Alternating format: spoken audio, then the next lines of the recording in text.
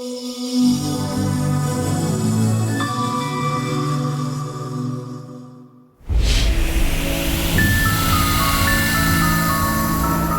Fossey gained international fame, saving the last of the mountain gorillas. The death of naturalist Dian Fossey has been found dead in the Central African state of Rwanda. Fossey was found in her cabin in the African rainforest, brutally murdered, hacked to death.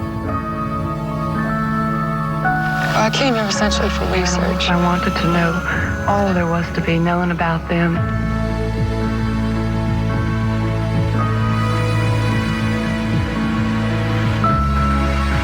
Dian knows their personalities, their habits, and is learning how they communicate.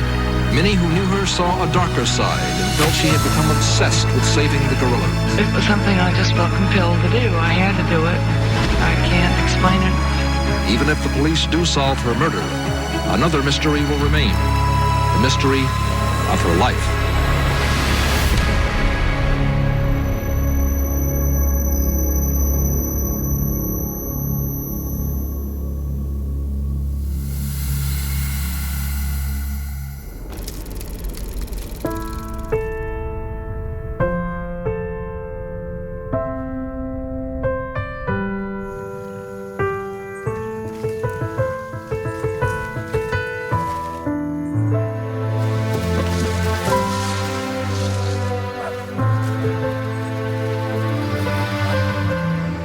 I started to study the gorillas because I knew they were endangered. No one really knew exactly how many were left.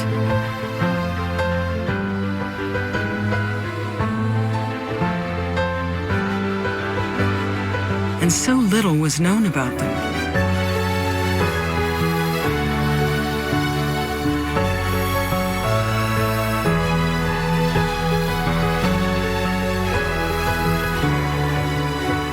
American zoologist Dr. Dian Fossey studies animal behavior in the African country of Rwanda.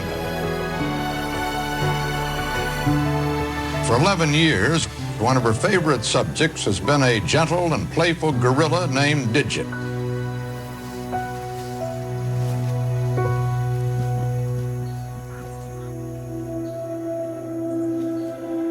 But now comes sad news. Poachers had killed Digit and cut off his head, apparently to sell as a trophy.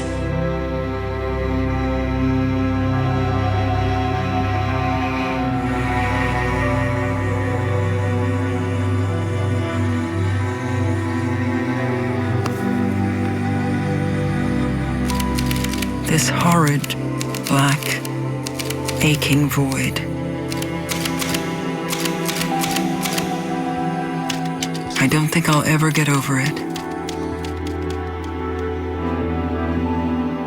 When we got to Geographic, I think Dian was in a pretty dark place following the death of Digit. The loss of Digit was huge in her life. And it created this level of uncertainty, what will happen to any of the other gorillas as well for everybody who worked there.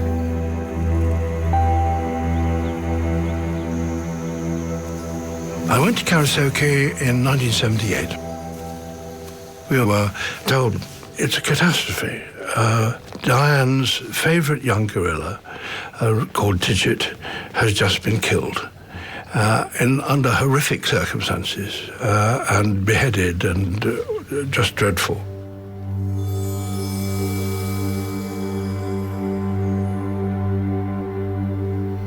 I was taken up to see her in her hut.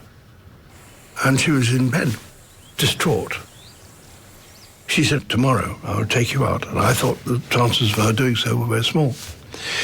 But she did.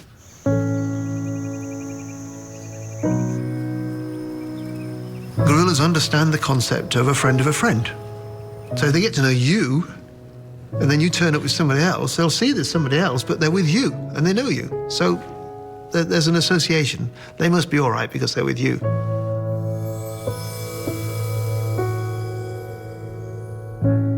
We took the BBC crew to Group 4. And Group 4, of course, was Digit's group. It's just a few days after Digit's death. The gorillas could see us, but much more crucially, us and Dian.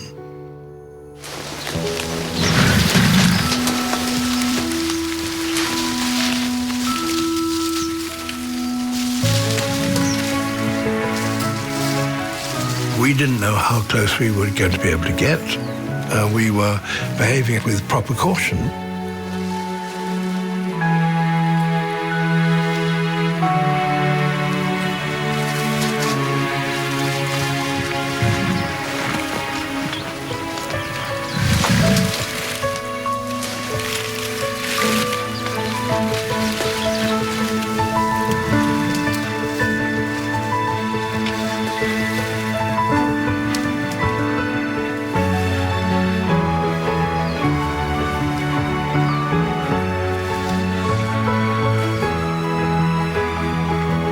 Was peace and happiness, and God's creatures were there around you. There is more meaning and mutual understanding in exchanging a glance with a gorilla than any other animal I know. She made me promise that I would take this film that we had taken and use it to raise money to protect the gorillas, because she needed money to pay the guards and so on. What I realized was that Dian was extremely forceful and very remarkable and totally dedicated.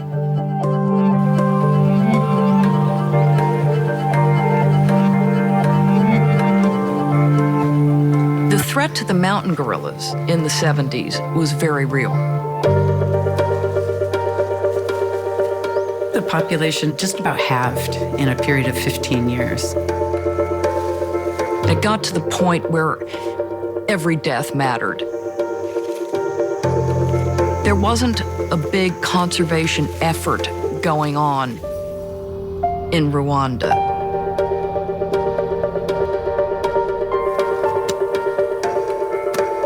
Rwandans were farmers. For 2,000 years, they had been clearing the forest.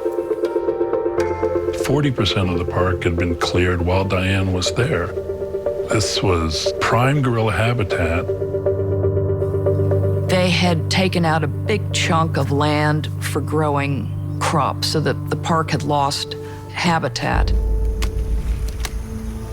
And there was the threat from poachers. They were setting snares. Wire snare traps out in the woods that would catch the gorillas. A trade in gorilla trophies had started. Tourists and foreign residents were buying their skulls from poachers. They would send an order in and have a poacher go and kill a gorilla. Or occasionally they might have an order for a baby gorilla. The forest was not well protected, and there has to be some law enforcement. And at that time, there was very little, and what there was likely to be corrupted. The decline was rapid, it was real, it was, and then it hit us in the face when we saw gorillas that had been killed in the park while we were there.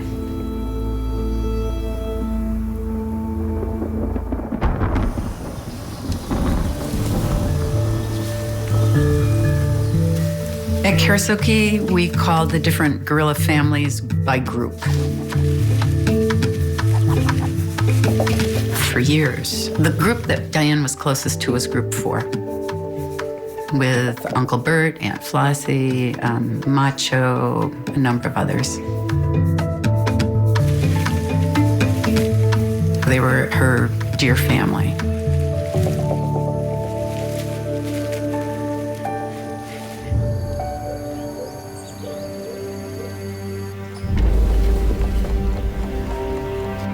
The group was attacked again, really pretty close to camp.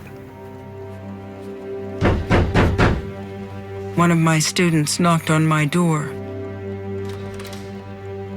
One look at his face told me another disaster had struck. Poachers. Uncle Bert, has been murdered by a single bullet piercing his heart. Uncle Bert, the reigning silverback, was shot and killed and beheaded. The adult female, Macho, was killed, and her youngster, Quayle, was injured. It was a massacre of a major part of Group 4. The evidence suggests that they had been sent in to get a baby. To have even just one animal killed, if it's the silverback, it can completely destroy a gorilla family. Basically, this group disintegrated. That group had been studied for so long, and then this attack ends it all. Her world was crumbling around her.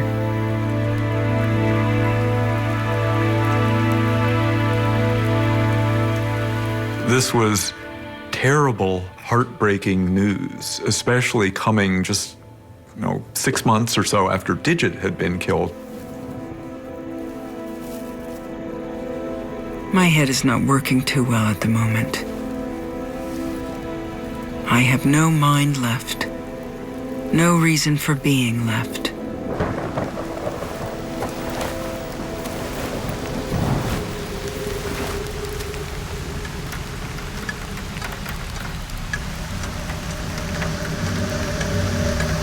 There was only one thing that she was concerned about, were the gorillas.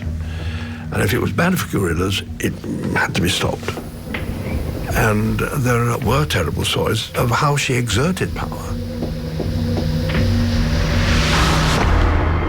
Dian has fought the battle against poachers on her own. Some Rwandans claim that Fossey went too Dian far. Fossey's methods caused antagonism and controversy. That she physically attacked poachers and tried to use witchcraft against them.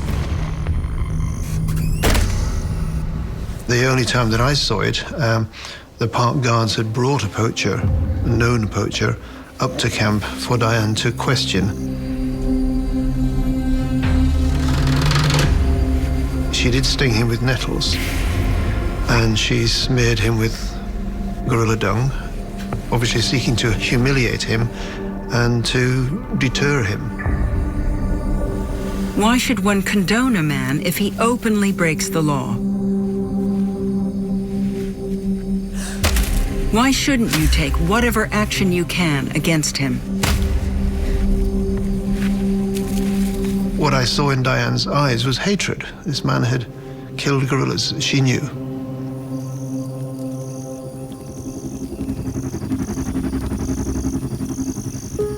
She'd do anything to protect them. And if human beings got in their way, too bad. And so that's not the way to win friends and influence people, human ones. And of course, in the end, she paid the price.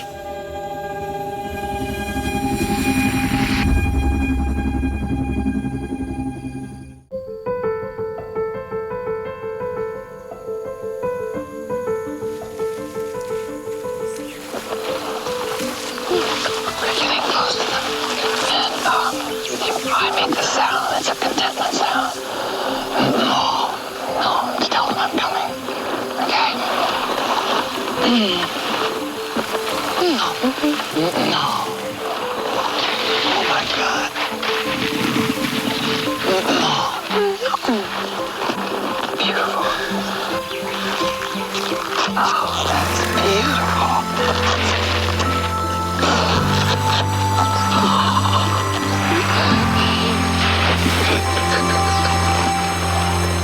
Dian came to Karasoke to study gorillas, to be with gorillas, to understand gorillas.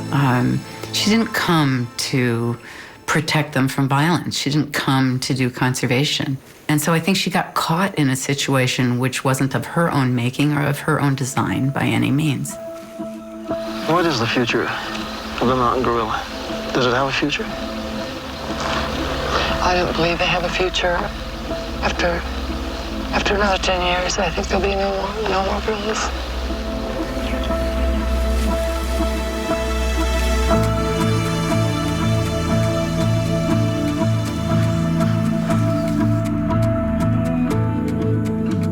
we arrived at Karasoke, we knew that we would be contributing to long-term research.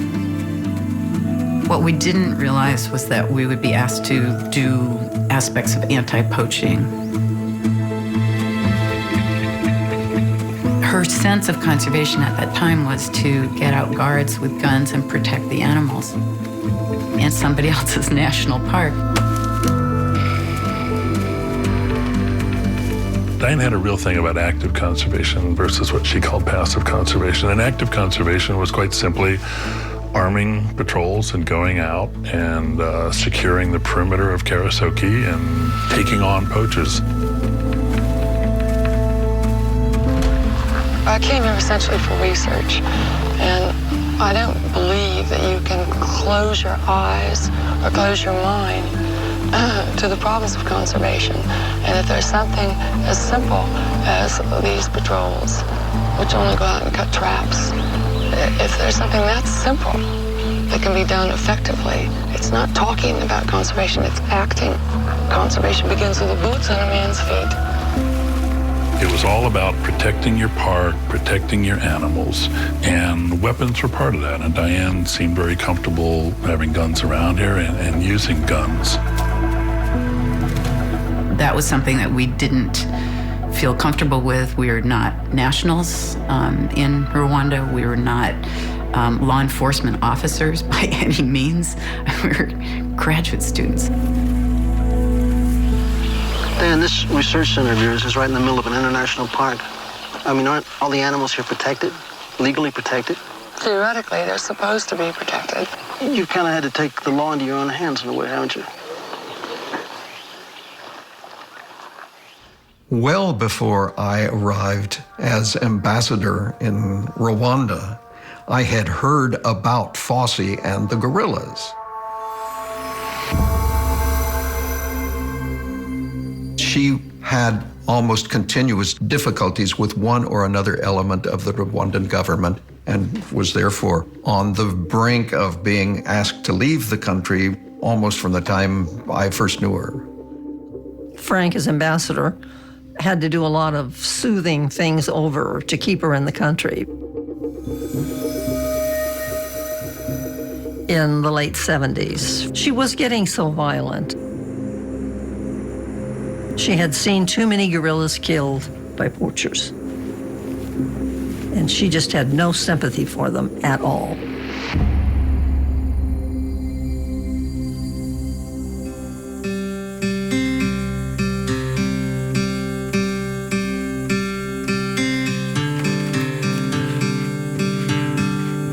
Dian had heard that one particular poacher had a gun.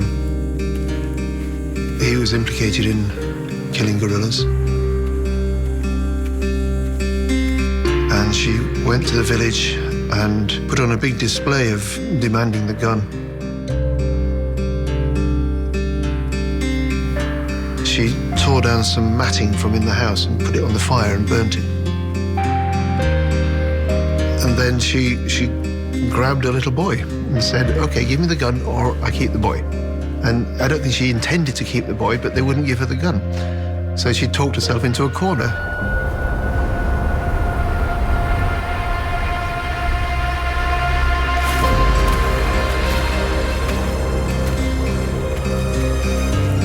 And she brought the boy up to camp, which most people would describe as kidnapping. It's hard not to describe it in those terms.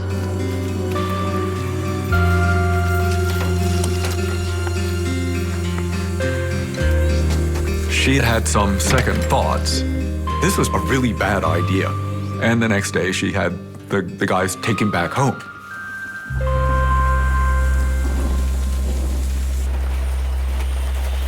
Dian was fined for that, as she was prosecuted. She went too far.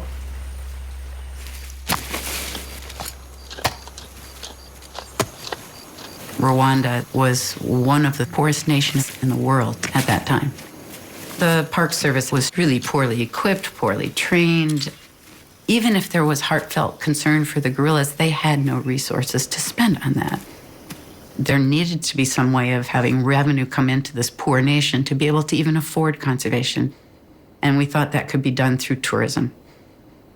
In Diane's mind, that was anathema. There was tremendous potential for tourism to bring in revenue. I don't see how it is possible to yak talk about tourism when the park is overloaded with gorilla killers. She saw tourism as being harmful for gorillas. There is a potential risk in that if you get too close to gorillas, tourists can cough and sneeze and transmit diseases to which the gorillas have no immunity.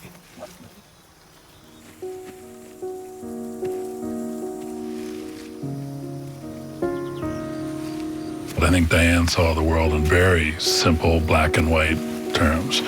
Good and bad. Who's with me, who's against me. There was one time when she went out to see the gorillas and discovered that there was a group of tourists there. And she got her pistol out of her pack, and as she put it, I fired it in their general direction, but up in the air. I wasn't trying to hit anyone. I just couldn't resist. They were so pompous and so sure they could have anything they wanted because they were from the States.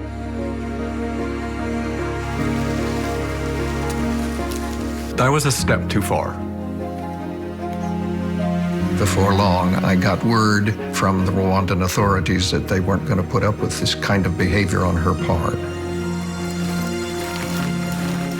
She had no authority to do that. She was a visiting scientist. Some of the officials in the Rwandan government would like to see Dian Fossey leave this mountain. Why is that? Well, I'm not here to make friends. I was one of those putting pressure on her to leave. They said she needed a break in a bad way. She was eventually persuaded to go and spend a couple of years in the States. It wasn't really her choice. I just thought this was the time for her to be gone.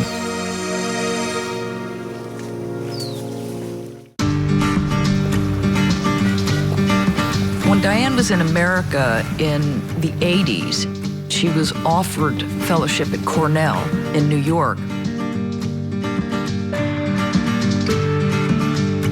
She used her time in America to finish her book, but also to do a lot of publicity about the plight of the gorillas. I have finally titled my book, Gorillas in the Mist. No one likes the title.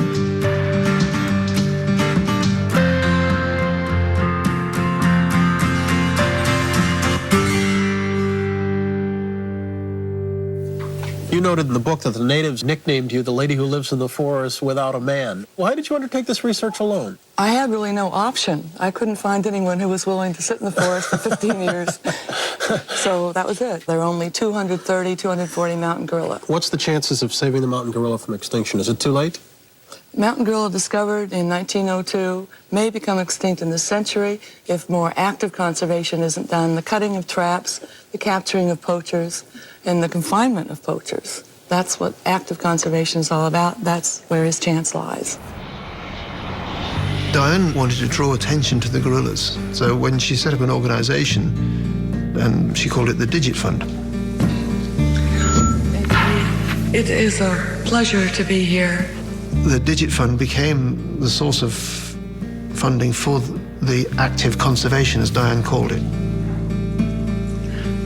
I like this town. It's small, it's countrified, and it's the first beautiful country town I've seen in America since I left for Africa 13 years ago.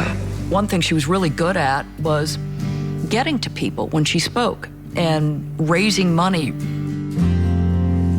Digit was very special to me because he was one of the first animals to tolerate my immediate proximity.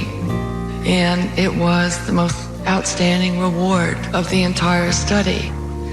Now, after Digit was killed by the poachers, the group did survive for another 6 months until other poachers came into the forest with guns and shot most of the rest of the group. When she would tell that story, how could people resist but to bring out their checkbooks? Thank you all very much.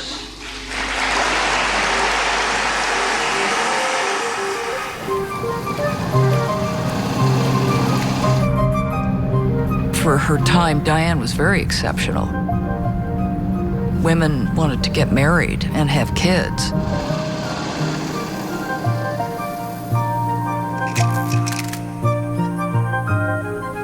Setting up Karasoke and studying the gorillas and living that whole kind of life was completely not how she was brought up. She was not raised in an animal-loving family. She followed her own path very soon in life.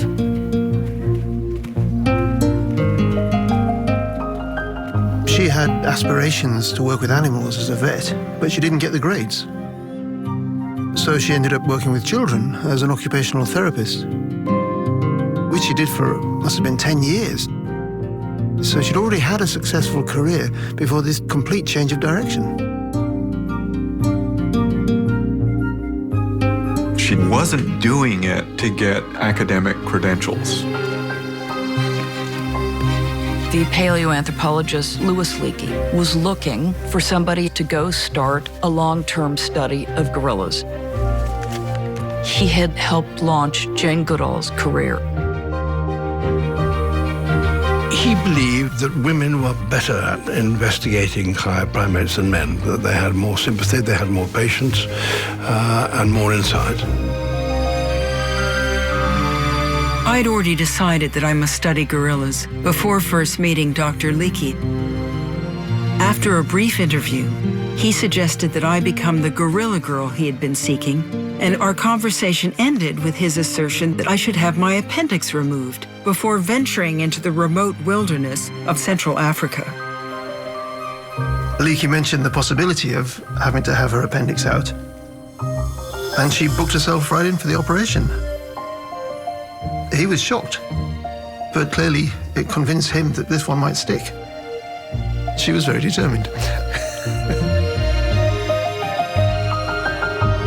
Leakey helped get her funding from National Geographic. Dian started with a blank sheet of paper, plonk into the deep end.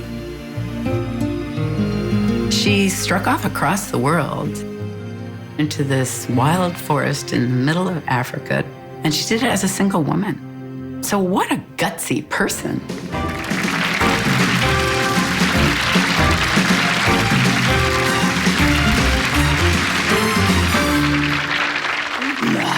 What?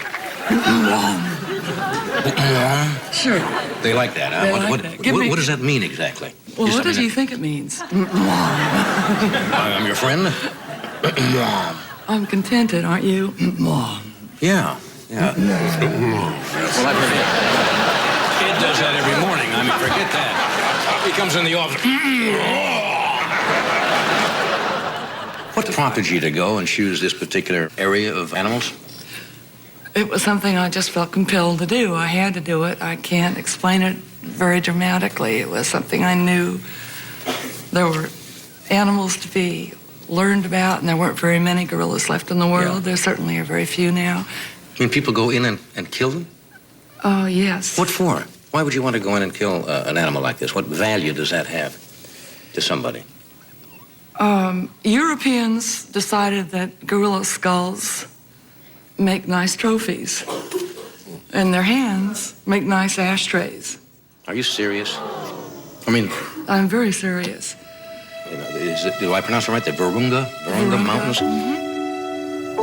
Despite all that interest in publicity, she was dying to get back to Karasoke.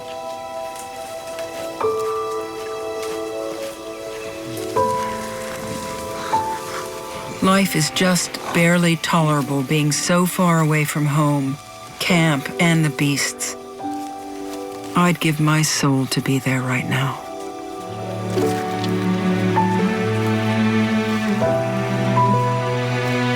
Dian believed she needed to be there for the gorillas.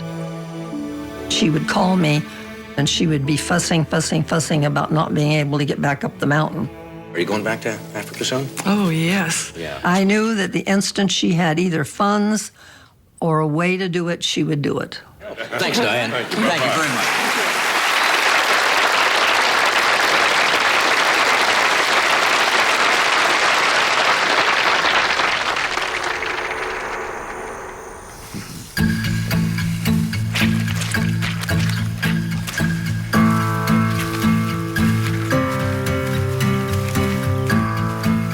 I'm returning to Karasuki.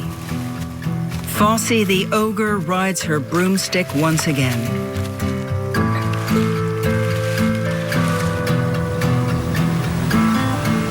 Things had changed quite a bit up on the mountain during her 3-year absence. The tourism project was well established. The government was more invested in protecting the park. It was all much more efficient and much more extensive than it had been before Dian left. Tourism had become extremely successful and already had become a big moneymaker for the Rwandan government of dollars, especially. Carry your sticks close to your bodies. And when you want to point, just point like this. We were surprised at how quickly the tourism succeeded. Dian came back to find that that side of things was not only running well, but really outside of her realm of control.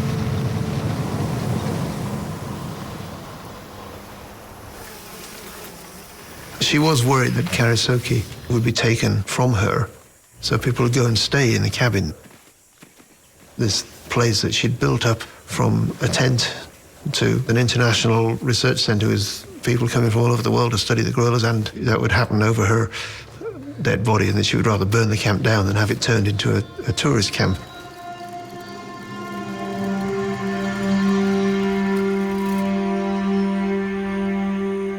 Why was she back in Rwanda? Dian was obsessed with the gorillas and trying to preserve them. She felt it was her calling to take care of them. An awful lot of my effort had gone to waste. To get her to get out and stay out. She died up there because she wouldn't stay off the mountain.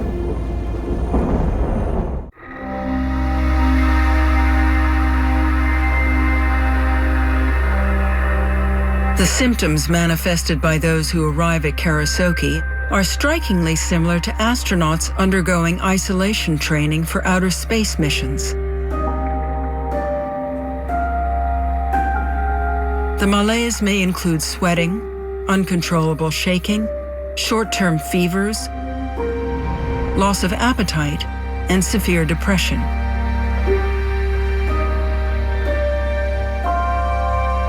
I call the condition astronaut blues, a very real sickness.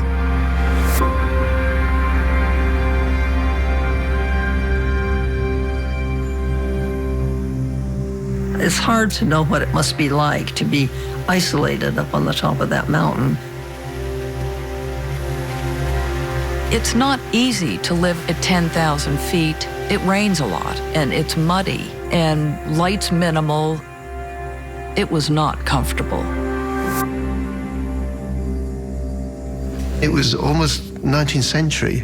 No telephone, no radio. The only thing from the outside world is a letter. Dian was so introspective and so separate, and she separated herself from everybody, that I think she constantly felt like she was on the defense. She was alone. She'd say, "You people, you come and go. You don't really get it. Nobody really cares. Nobody stays." You know, she had a point.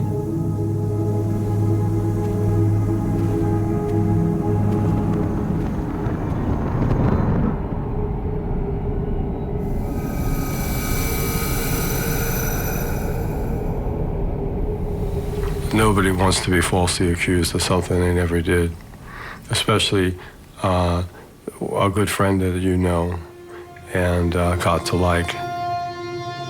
Authorities in Rwanda are seeking an American wildlife researcher in the murder of naturalist Dian Fossey. Dramatic development in the case. Charges were brought against her American research assistant. The prime suspect in her murder is Wayne McGuire.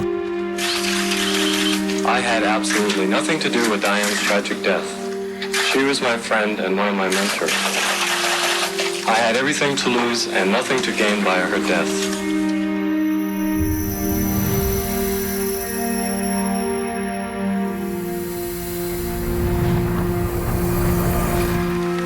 I arrived in August 1st of 1985.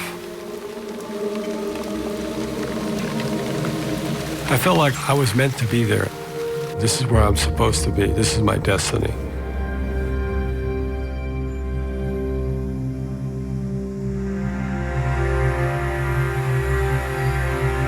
She's like, I know you've heard a lot of bad things about me. She says, I want you to forget about them and focus on the guerrillas.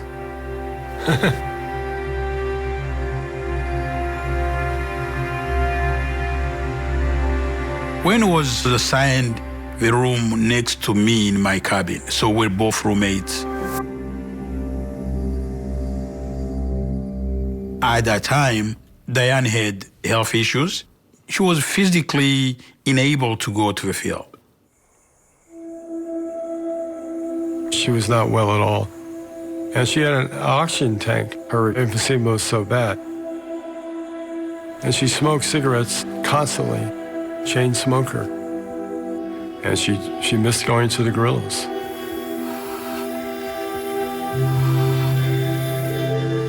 The longer I work here, I realize more and more just how important it is that I am here. It is the only place I belong. My only regret is that I cannot go to the guerrillas on a daily basis anymore. As long as I can function to train park guards toward the active conservation of gorillas, then I happily exist.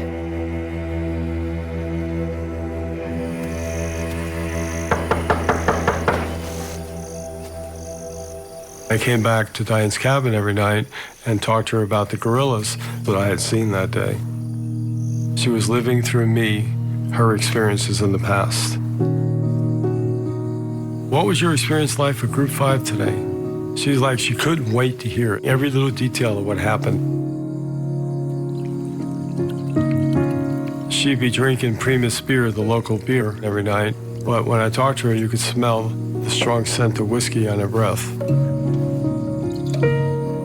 She was fascinated with understanding my family, and she asked a lot of questions about that. And I finally turned to her and said, well, Dian, how do you feel about your mother? She didn't like her mother, and she really just had great disdain for her stepfather, and did not like talking about her life beforehand. She was mostly focused on today and the guerrillas, and kind of as if she put the past behind her and left it behind permanently. She planned to be there for the rest of her life. There was no desire to go back home.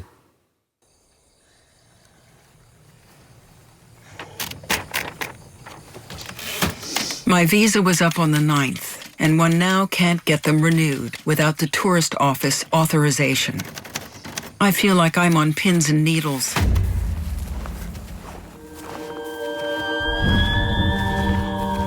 The tension was mounting between Dian Fossey and the local officials who didn't want to issue her a visa or the permits to be able to operate properly. The government was only allowing her a tourist visa.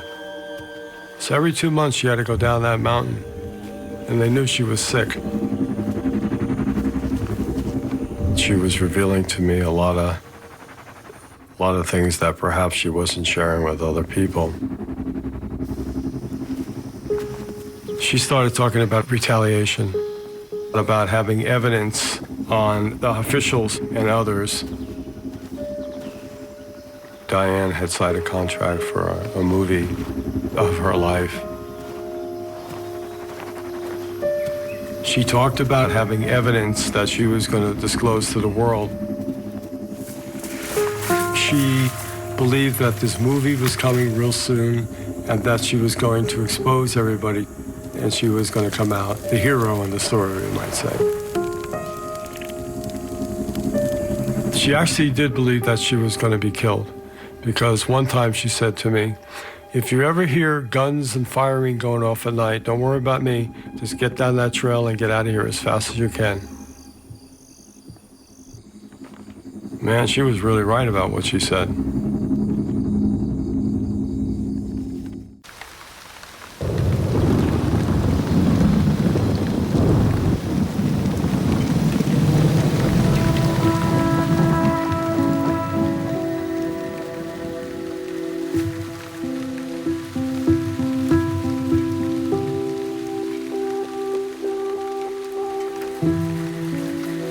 Africa needs to tend to the morals and corruptions within her park system.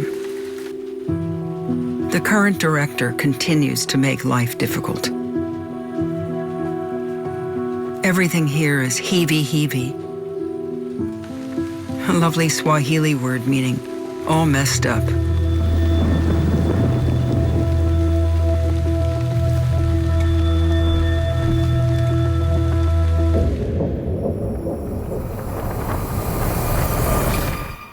In September of 1985, there was an anniversary of the 60th birthday of a national park. Let me tell you about the do. It was the 60th anniversary of the Parc National des Volcans, my park. The park director did not send me an invitation. Someone sent me one immediately and apologized for what he felt must have been an oversight on the director's part. I knew better. She told me, whatever you do, don't come down with me and don't sit with me. It wouldn't go well for you. Being shunned like that really was the ultimate insult. Elle était à l'hôtel Moiboura à Ruhengeri, en pleurs.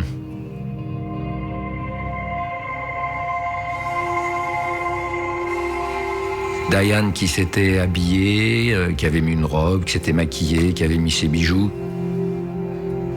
Qui n'a pas eu un mot dans cette commémoration pour elle. Elle était effondrée. She was not liked by the head of the park organization. There was, I think, within the government, a bit of a tug of war between letting her stay and sort of saying, no, your visa's over, your project's done, get out, go away. Many people wanted Dian out of Karisoke because she was becoming an obstacle to people who wanted to access mountain gorillas.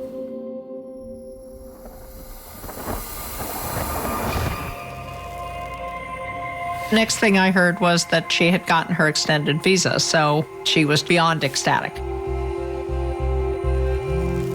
The head of the secret police has stomped on the park director and ordered the immigration department to issue me a residence visa, which is good for a maximum of life. See? It pays to keep your nose clean. Achoo. She was virtually dancing around Kigali telling everyone, hooray, I've been accepted. But for people who have been trying to make life as difficult as possible for her, that would be a real blow. Elle venait de remporter une bataille contre l'ORTPN. Ces termes en anglais dont je me souviens plus mais que j'ai traduit pour moi comme ça étaient « je les ai ». I have often wondered whether or not that was just the final breaking point for a person or persons in the Rwandan government to say, okay, she's got to go. And consequently, masterminded the event that took place. I guess some could say that was the kiss of death for her.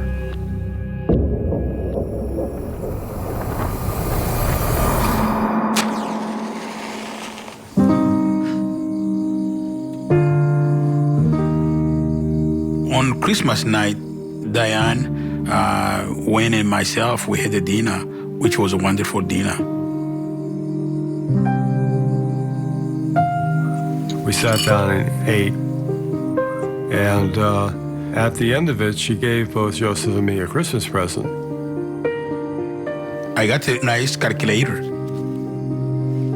We both felt really bad about it because we said, we don't have any present for you. She goes, that's okay, don't worry about it. And so she seemed very happy to give us a present, and we appreciated it very much.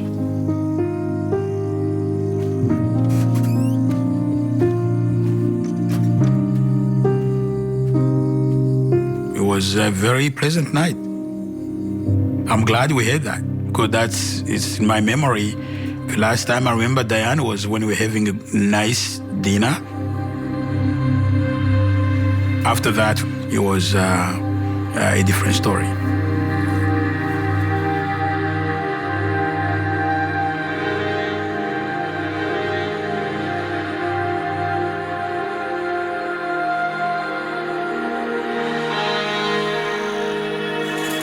The next thing I know, she's dead.